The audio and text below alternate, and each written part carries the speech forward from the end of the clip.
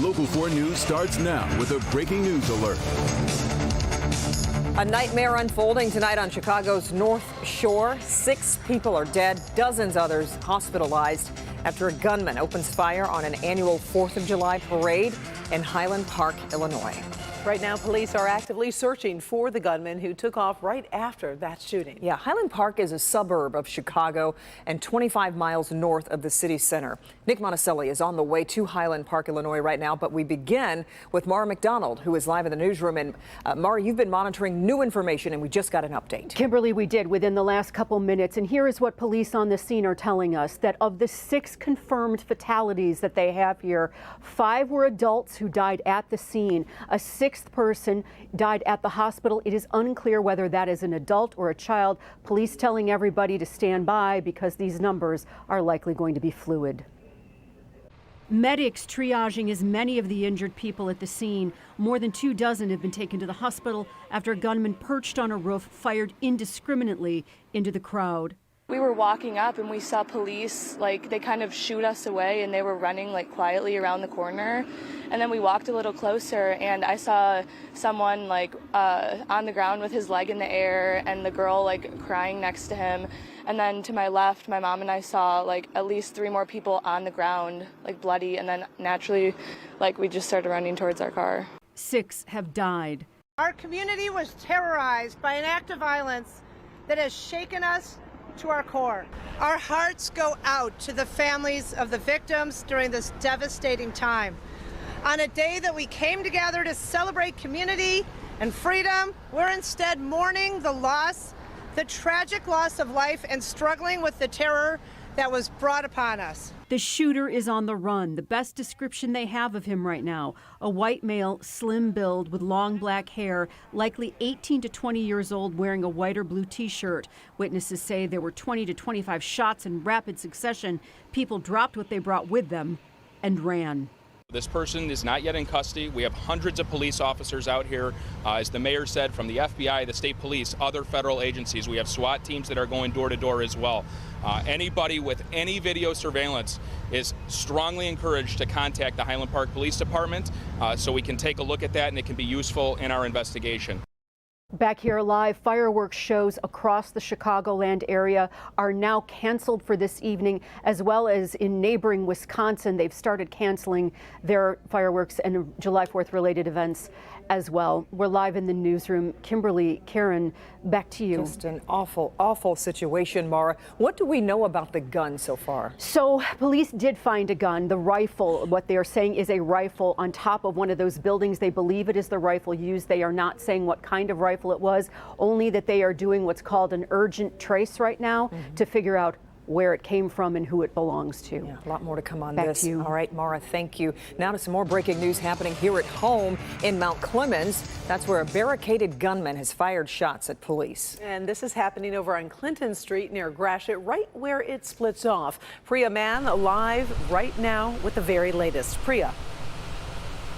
And Karen, Kim, all of this started after a fight between neighbors over a dog. That neighbor ended up calling 911 about an armed man.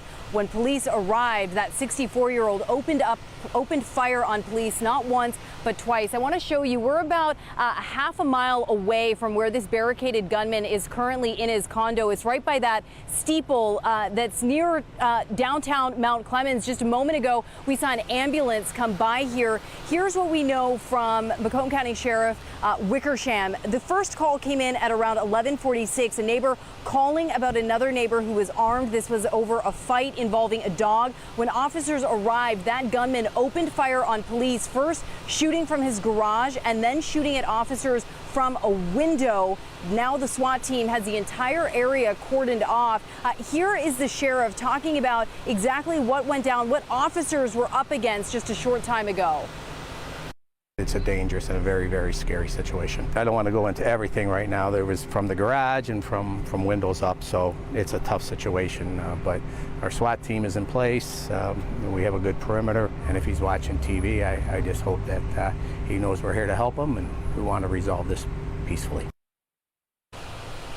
And again, an ambulance has just pulled up. It's sort of out of our shot right there. As you can see, an ambulance is standing by. We are hearing that police negotiators are trying to convince this man to surrender. More than 50 members of law enforcement are here, including officers from Sterling Heights, Shelby Township, Clinton Township, and of course, the Macomb County Sheriff's SWAT team. We will have much more coming up tonight as this story unfolds. But again, a barricaded gunman situation in Mount Clemens. That gunman firing at officers twice. We'll have much more coming up. Reporting live, I'm Priya Mann, Local 4. Okay, Priya, thank you. Now to the weather here on the 4th of July, and besides being a little steamy out there, you really couldn't ask for a better day as we take a live look outside from our Ann Arbor sky cam. And now we're hoping things stay clear for the fireworks shows that are going on all across Metro Detroit later tonight. Lots of people have some big plans tonight, so let's get over to Brian Sherman. He is tracking a storm threat for later tonight and overnight. So do we think that this could maybe affect fireworks or no? Kimberly and Karen, I do think fireworks will go off dry as we head throughout the evening hours tonight. The storm shouldn't roll in until late tonight after 10 o'clock and hang around overnight tonight and into early on Tuesday morning. For the minute, Storm Tracker 4, a clean sweep across southeastern Michigan, but I am expecting it to be very busy by the time we get to late tonight. It's all thanks to a line of thunderstorms off to the west, working from La Crosse down toward Dubuque, Iowa. A few warnings with it as it's moving into northern Illinois and southern portions of Wisconsin. And as this continues to move off to the east over Lake Michigan, that is what will give us the thunderstorms late tonight and into early tomorrow morning. With all the sunshine today, we are well into the 80s outside. 89 right now at City Airport, 87 at Metro Airport, 89 as you work over into Howell, 90 degrees. Jackson, I was hoping we'd get a 90-degree reading today just because of how warm and how muggy it is outside. You won't need the umbrellas at least until after 10 o'clock tonight. 80s by 8 o'clock tonight. Rain develops by 10 to 11 o'clock. We'll time out the storms coming up in just a few minutes. All right, thank you, Brian. Tonight, folks are taking to the skies to get home from the holiday weekend. Yeah, so let's take a look at the numbers. FlightAware's misery map is showing things are running pretty smoothly at airports across the country. So far, there have been just 7 delays at DTW. In all, 348 flights have been delayed today nationwide. Okay, now let's take a look at what people heading home on I-75 are dealing with this evening. This is a camera at Ranelagh Lake Road near Holly looking southbound, and you can see it's all clear for now. Right. For now. For now, yeah. All right, now to a Local 4 News update. The family says that Deja Russ was working for DoorDash to make ends meet when he was gunned down Saturday night in Corktown. And the shooting happened at the Clement Kern Gardens Apartments on Bagley. It's not far from Rosa Parks. Victor Williams joins us live tonight. And I understand, Victor, you did talk to his uncle this afternoon. Yes, Karen, and this is actually his closest relative, as you guys are about to see. This man is just absolutely devastated. He didn't do nothing. Nothing. He was just living life like any other regular person. James Jackson still can't believe his nephew, 22-year-old Deja Russ, was killed while doing a job to make ends meet on DoorDash. He was loving, he was genuine, he was humble. Like, if you needed anything, he'd be right there. Usually James is making people laugh as a comedian known as Jack Funny 313 on Instagram, but lately it's been hard for him to even crack a smile. The two would make skits together all the time. He was in damn near all of my videos. Like, I was real close to him. He was the only one in the family that told me he loved me. The only one. Family members all came out the night Deja was shot and killed, many of them torn from receiving the news. The whole family is devastated. I don't know how we're gonna get through this one, man. In the meantime, the shooting remains under investigation, with police searching for the trigger man. I just wish he was here, man. And y'all just need to stop the violence, man. Like, I know it probably not gonna stop, but y'all just need to stop. It's senseless, man. And police are still looking for a dark-colored SUV in connection to the crime. Those with tips can contact Crime Stoppers at 1-800-SPEAK-UP. Victor Williams, Local 4. Okay, Victor, thank you. Gasoline prices continue to drop here at home and across the country. Nationwide, AAA says drivers are paying an average of $4.80 per gallon. That's actually down 9 cents from a week ago. In Michigan, AAA says drivers are paying an average of $4.93 per gallon. That's down 11 cents from a week ago and 9 cents from a month ago. In Metro Detroit, AAA says drivers are paying a few cents more at $5.04 per gallon. Well, the Michigan Inspector General is out with a new report saying a deputy of Detroit City Clerk Janice Winfrey abused her authority. That report says Reuben Washington used the clerk's office to organize petition signatures for Winfrey's campaign for Congress. So Grant Herms is working on this story for us tonight. He's live with the story. And Grant, Winfrey says she didn't even know that it happened. Kimberly, Karen, that's what investigators found. They said a complaint was made here at the Department of Elections about Washington, and the law is very clear. Campaigning and city work cannot mix.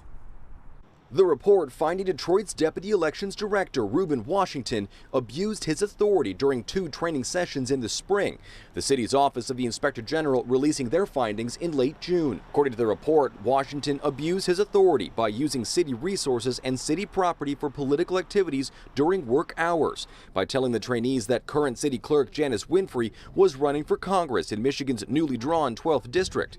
Washington also passed out nominating petitions to election trainers at the session.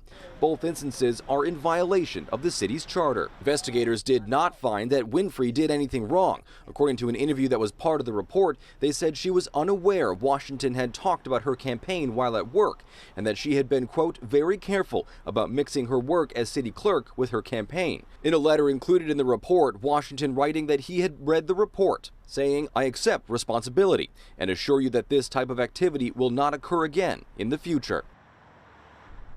Now, the report didn't look into whether Washington violated the city's code of ethics, but in a text message this afternoon, Winfrey told me that disciplinary action has already been taken, and the Department of Elections here is working on new training procedures so that this never happens again.